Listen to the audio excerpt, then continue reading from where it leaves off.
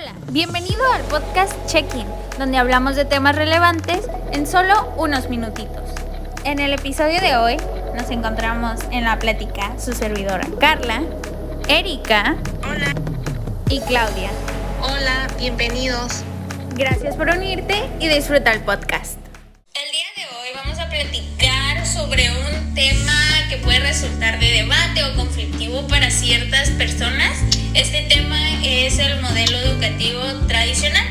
Pero antes de adentrarnos por completo a este tema, vamos a platicar un poquito de lo que es un modelo y cómo las personas entienden este concepto. Por ejemplo, si a mí me hablan de un modelo, entiendo una representación o una base a seguir para poder lograr algo. Exactamente, compañera. Un modelo son los pasos a seguir para llegar a un fin en específico, en especial. Exacto, como tomar las cualidades de algo para llegar a un fin. En efecto, ¿y qué tal si aplicamos la palabra modelo a lo que es la educación? Un modelo educativo. ¿Qué es un modelo educativo? Pues a mi punto creo que se basa como en las distintas teorías y enfoques pedagógicos.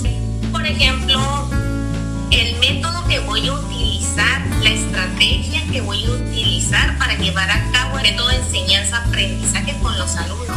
Claro, y hay que tener en cuenta que este método que se elija para aplicar en clase, no todos lo van a utilizar, es decir, no existe un modelo pedagógico que sea único y universal. Claro, pues cada uno tiene sus particularidades y cada quien lo utiliza de acuerdo a sus necesidades.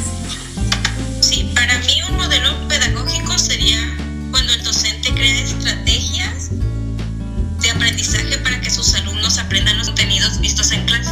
Sí, el docente va a elegir sus estrategias y las va a adaptar a su grupo o al propio estilo que tenga el docente para impartir conocimiento. Dicho todo esto, aunque hay diversos tipos de modelos educativos, esta vez nos enfocaremos en el modelo tradicional. Hay que tener en cuenta que el modelo tradicional remonta a lo que es el siglo XVII y de aquí viene el que sea tan distinto a lo que se maneja hoy en día en las escuelas. Estamos de acuerdo que el modelo tradicional se basaba más en que el profesor era el punto central. El profesor era el que tenía la información, era el que tenía el conocimiento y el alumno quedaba como un tipo receptor solamente. Entonces no se le daba esa libertad, se podría decir, para que él indagara, para que él tomara sus propias conclusiones, como actualmente en base a la experiencia, sino que era un tipo de modelo más, me enfoco más en lo memorístico.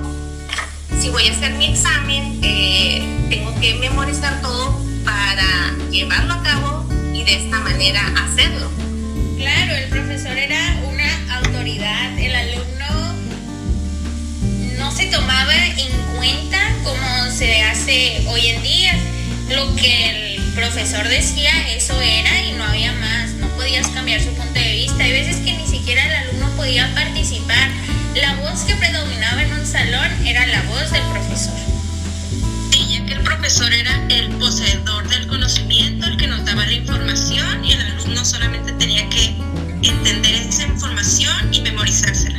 Y qué curioso es, los alumnos debían aprenderse de memoria cómo es que este conocimiento iba a repercutir o iba a ser significativo si solamente se lo tenían que aprender tal como era y en sí no podían comprender. Como quien dice, aquí lo que pasaba es, lo hago para pasar, no para aprender, porque en sí no se llevaban, como dices, compañera, el aprendizaje significativo, sino solamente lo hacían porque lo tengo que hacer, no porque debo de aprenderlo, para llevarlo a la sociedad en la práctica.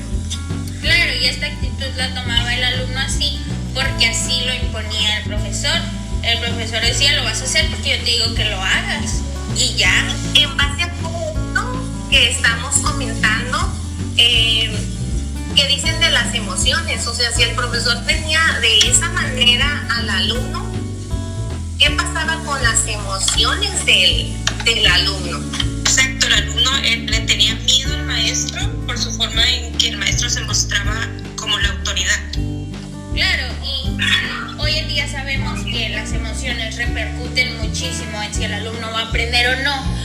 ¿Cómo iba a ser posible que en el modelo tradicional el maestro era autoridad, se generaba este sentimiento de miedo en el alumno, y si no se tomaba en cuenta los sentimientos y emociones del alumno, ¿cómo es que iba a aprender? ¿Cómo iba a adquirir ese conocimiento? De hecho, podría ser que dentro del aula de clases estuviera permitido eso, pero al momento del alumno salir a la calle ya tenía esa inseguridad, ya no estaba siendo seguro de sí mismo, porque había una persona que le estuviera diciendo cómo hacer las cosas.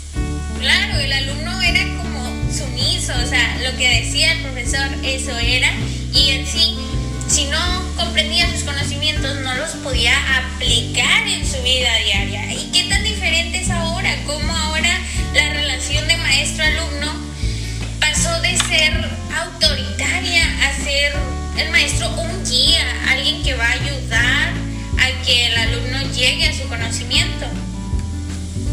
Es impresionarlo, siempre tomando en cuenta cómo se siente el alumno, cómo está para trabajar, para realizar las actividades.